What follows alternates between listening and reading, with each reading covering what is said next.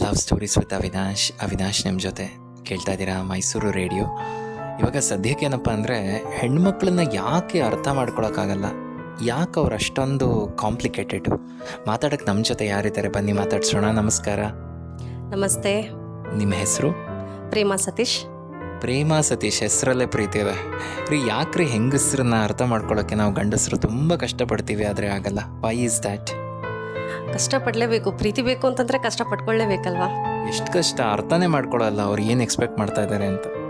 Expect ಅಂತ ಏನಿಲ್ಲ, ಅರ್ಥ ಮಾಡ್ಕೊಳ್ಳೋಕ್ಕೆ ನಮಗೆ ಫಸ್ಟು ಗಂಡಸರಿಂದ ಟೈಮ್ ಎಕ್ಸ್ಪೆಕ್ಟ್ ಮಾಡ್ತೀವಿ ನಾವು. ನೀವು ಟೈಮ್ ಕೊಟ್ಟರೆ ನಮ್ಮನ್ನು ಅರ್ಥ ಮಾಡ್ಕೊಳ್ಳೋದು ತುಂಬ ಸುಲಭ.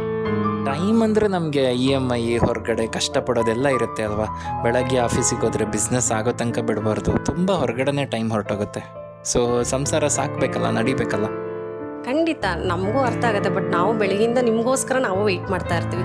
ಅಟ್ಲೀಸ್ಟ್ ಬಂದ ತಕ್ಷಣ ಒಂದು ಪ್ರೀತಿಯಿಂದ ಮಾತಾಡಿಸಿ, ನಮಗೆ ಅಂತ ಒಂದು 2 ಮಿನಿಟ್ಸ್ ಟೈಮ್ ಕೊಟ್ಟು, ಹಾಯ್ ಊಟ ಮಾಡಿದ್ಯಾ, ಹೇಗಿತ್ತು ಬೆಳಗಿಂದ, ಹೇಗಿತ್ತು ಅಂತ ಕೇಳಿದ್ರೆ ಎಷ್ಟೋ ಫೀಲ್ ಆಗಿಬಿಡುತ್ತೆ ನಮಗೆ.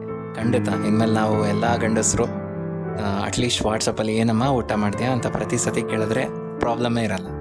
ಇಲ್ಲ ವಾಟ್ಸಪ್ಪು, ಫೇಸ್ಬುಕ್ಕು ಅದೆಲ್ಲ ಬೇಡಕ್ಕೆ ಬೇಡ. ಡೈರೆಕ್ಟಾಗಿ ಕೇಳಿದಾಗ ಅದರಲ್ಲಿರೋ ಒಂದು ಎಕ್ಸ್ಪೆಕ್ಷನ್ ಇರುತ್ತಲ್ಲ, ಅದನ್ನು ನೋಡಿದಾಗ ಅದನ್ನು ಅನ್ವಯಿಸ್ಬೇಕು ನಾವು. ಸಖತ್ತಾಗಿ ಹೇಳಿದ್ರಿ ರೀ ಪ್ರೇಮ ಅವರೇ, ತುಂಬ ರಿಸರ್ಚ್ ಮಾಡಿದ್ದೀರಾ ಈ ಸಬ್ಜೆಕ್ಟಲ್ಲಿ. ಪ್ರೇಮ ಅವರ ಮಾತುಗಳ ಕೇಳಿ ತುಂಬ ಸಂತೋಷ ಆಯಿತು. ಟೈಮ್ ಕೊಡಬೇಕು, ಅದು ತುಂಬಾ ಸತ್ಯ ನೀವು ಹೇಳಿದ್ದು. ನಾವು ಟೈಮ್ ಕೊಡೋಕ್ಕೆ ಖಂಡಿತ ಪ್ರಯತ್ನ ಪಡ್ತೀವಿ. Thank you so much. Thank you. ಮತ್ತಷ್ಟು ಮಾತನಾಡ್ತಾನೆ ಅವಿನಾಶ್. ಕೇಳ್ತಾ ಇರಿ, ಇದು ಲವ್ ಸ್ಟೋರೀಸ್ ವಿತ್ ಅವಿನಾಶ್.